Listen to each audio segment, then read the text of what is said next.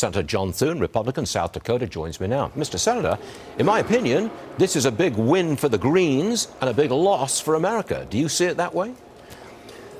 We don't, Stuart. As you might expect, we think there was a better way to do this, and the Manchin reforms were very limited, and in fact, in many ways, sort of moved us away from what we were trying to accomplish in terms of true, meaningful permitting reforms. So there's an effort underway now, which should have started a long time ago, and Joe Manchin has incorporated Shelley Moore Capito, his fellow senator from West Virginia, who has a bill that is true permitting reform that has 50 Republican co-sponsors on it. And I think that they can find a path forward that will enable us to do some meaningful permitting reform, but unfortunately, the Manchin bill did not get us there. Senator, if the Republicans do retake the House and the Senate, what can you do with the massive tax and spend bill? Can you reverse any of it? Well, my hope would be, Stuart, that if we do get the majorities, obviously we're going to reprioritize all the Biden agenda items, because clearly this is, we've got an economy that's wobbly, we have a 40-year high inflation, we've got an energy crisis in this country, we've got a border crisis in this country.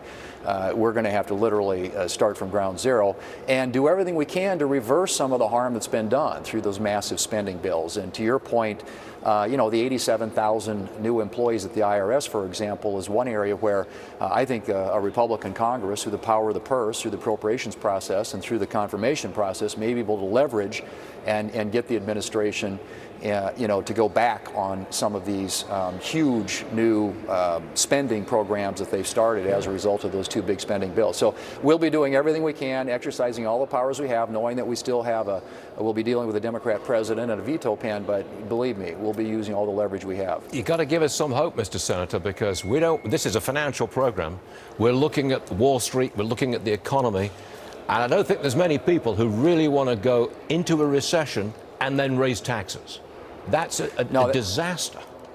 It would be. In fact, I think the thing that we would want to do right away is make permanent the 2017 tax law. A lot of those provisions are expiring. If you want to give investors certainty and predictability, it starts there. And then it starts with changing the approach to regulation, Stuart. The heavy hand of government that's been imposed by this administration, that needs to be replaced with a lighter touch.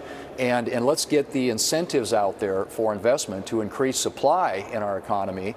And hopefully that will start to equalize with demand, and we can see inflation start to moderate. But as of right now, it's a five-alarm crisis, and we've got to take these the House and the Senate in November if we're going to turn it around.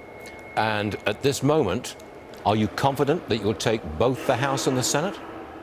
I am. I just think that people at the end of the day, when they look at these, they're pocketbook voters, and the Democrats are trying to change the subject, trying to distract in other areas. But, if you look at the border, you look at national security, you look at economic security, you look at energy security, that's the basket of issues that I think American people are focused on. And when they vote, it's going to be very clear, the contrast between the two visions for the future of this country. We need a different vision that's good for the economy, good for energy security, good for national security, and the Republicans will provide that. And I think the American people get that. I think they've seen enough of this administration's policies and the effects and results of that, and they're ready for change. So I'm hopeful, I'm confident, and I think we're going to get it done. Well, there's less than 6 weeks to go to those elections. Let's see how it turns out. Senator, yes, thank indeed. you very much for being with us. So we really appreciate it. Thanks a lot. Thanks, Stuart. You bet.